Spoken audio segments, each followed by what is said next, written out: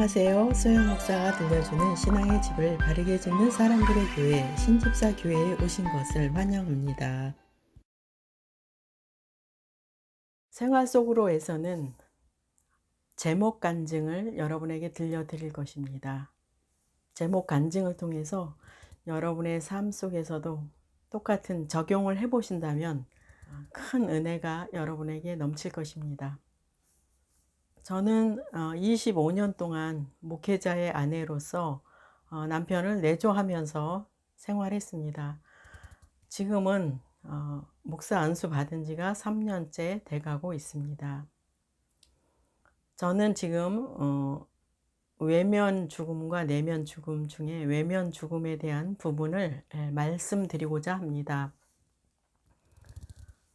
14년 전에 있었던 일입니다.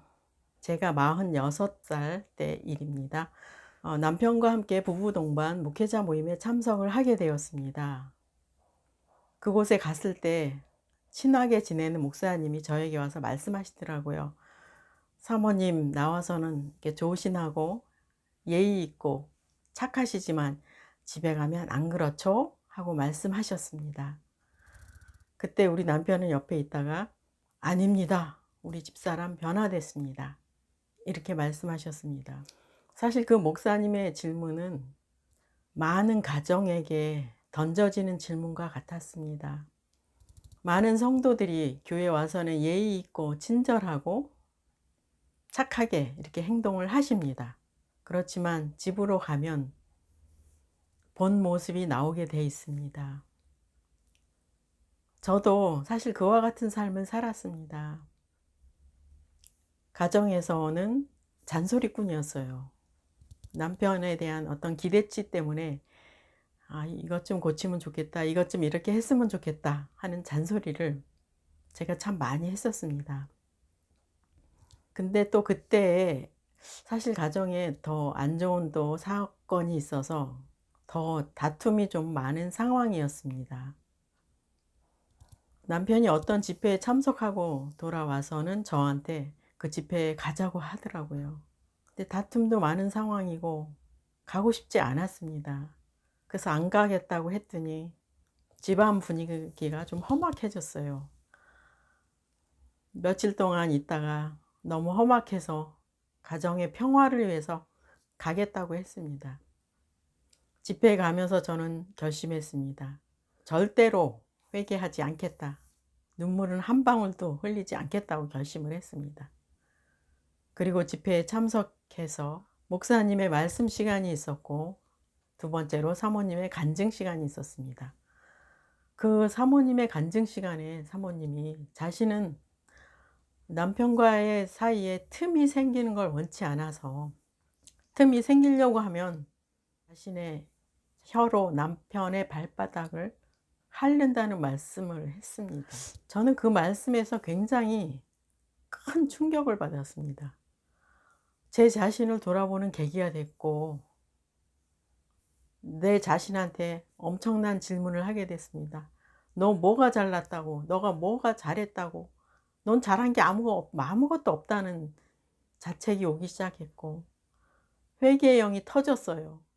눈물 한 방울도 안 흘리겠다고 하는 저에게 하나님께서는 예비해 놓으신 회개의 영을 터뜨렸습니다. 그래서 눈물을 흘리는데 정말 수도꼭지 틀어놓은 것처럼 하염없이 눈물을 많이 흘렸습니다. 회개하고 나서 남편에게 조용한 시간에 내가 잘못했다고 사과를 했습니다. 잘못 살았다고 사과를 했습니다. 남편은 콧방귀를 뀌는 거예요. 왜 그렇게 콧방귀를 꼈는지 저는 알고 있었습니다. 예전부터 저는 어떤 위기를 모면하기 위해서 잘못했다 소리를 많이 했거든요. 그렇지만 변화는 되지 않았어요. 잘못했다고 했으면 변화가 돼야 되는데 잘못했다고 해놓고 또 같은 행동을 하면서 계속 살고 있었습니다. 그래서 남편이 콧방귀를 낀 거예요. 그래서 그것도 기분 나쁘지 않았어요. 내가 잘못했었지. 그래서 돌아오면서 어떻게 하면 나의 변화된 모습을 보여줄 수 있을까? 어떻게 하면 내가 달라진 모습을 남편에게 보여줄 줄 수 있을까 해서 고민을 많이 했습니다. 그때 어떤 성도님이 해준 얘기가 생각났습니다. TV에서 나온 얘기래요. 어떤 여자가 시집을 가서 아침 저녁으로 큰절을 했대요. 남편은 하늘이요, 아내는 땅이라고 매일매일 했대요. 이 남편은 그냥 기술자였는데, 뭐 큰 기술자는 아니고 사소한 기술자였는데, 아내가 그렇게 절함으로 인해서 남편은 크게 성장한 거예요. 남편이 명장이 돼 버린 겁니다. 그리고 대통령상까지 받게 되었다는 것입니다. 그 내용을 접목하고 싶더라고요. 그래서 저녁마다 침대 위에서라도 큰절을 하자. 그래서 저녁마다 큰절을 했습니다. 그리고 존댓말로 바꾸자. 잔소리를 하지 않기로 결심했습니다. 열심히 계속 지켜나가는 가운데, 사실 이 내용을 지킬 때 제가 좋은 상황이 아니었어요.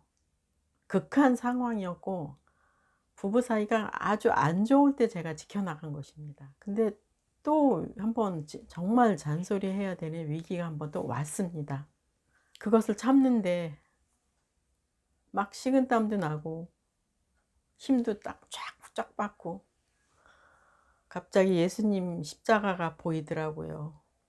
주님은 우리 죄를 위해서 그 많은 고통들을 다 참아내셨는데 나는 요까지 것 하나 못 참아가지고 일어나 주님의 십자가를 생각하면서 참아냈습니다.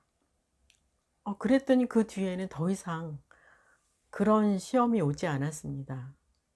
그리고 쭉 가정이 잘 지켜져 나가게 됐습니다.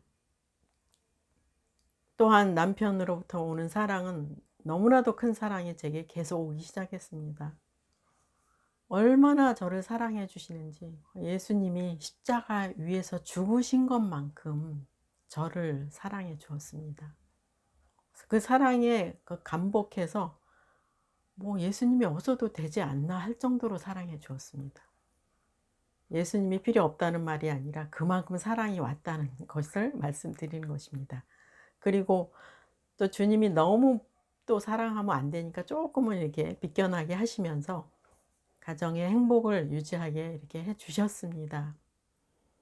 이런 모습 때문에 우리 남편 목사님이 그 목사님에게 우리 집사람 변화됐습니다, 이 말을 하게 된 거였습니다. 우리는 때로는 환경, 가족들, 내가 도대체 어디서 죽어야 하나 하는 생각들을 여러분 많이 하실 것입니다. 저는 이렇게 생각해요. 우리 주변에 나에게 맞춰진 모든 사람들은 하나님이 나에게 특별히 1:1 과외 공부를 위해서, 1:1 학습을 위해서 맞춰진 사람들입니다. 거기에서 우리는 훈련을 받는 것입니다. 사실 먼 곳에 있는 다른 나라에 있는 사람들이 나를 절대로 시험을 주지 못하거든요. 멀리 있는 사람들은 나를 핍박하지 못하거든요. 가장 가까이 있는 사람이 어떻게 보면 시험을 제일 많이 주고 핍박도 많이 하게 됩니다. 우리는 여기에서 말씀을 지킬 수 있는, 말씀을 행할 수 있는 기회를 얻게 되는 것이고, 이 환경을 통해서 우리가 죽음에 들어가는 것입니다. 근데 죽고 나보니까요, 너무 좋은 게 많아요. 엄청난 걸 저는 많이 받았기 때문에 오히려 이 죽음을 감사하게 여깁니다. 그리고 내면에서 예수 그리스도도 발견하거든요. 놀라운 일들이 많이 일어납니다. 혹시 이 내용을 보시는 남자분들께서 우리 집사람 이거 꼭 보게 해서 변화시켜야지 이러는 분들 있으시면 안 됩니다. 본인이 변화되십시오. 먼저 변화되시는 것이 선지자가 되시는 것입니다. 먼저 말씀을 깨닫고 순종하는 것이 선지자가 되는 것입니다. 그리고 성령님께 구하세요.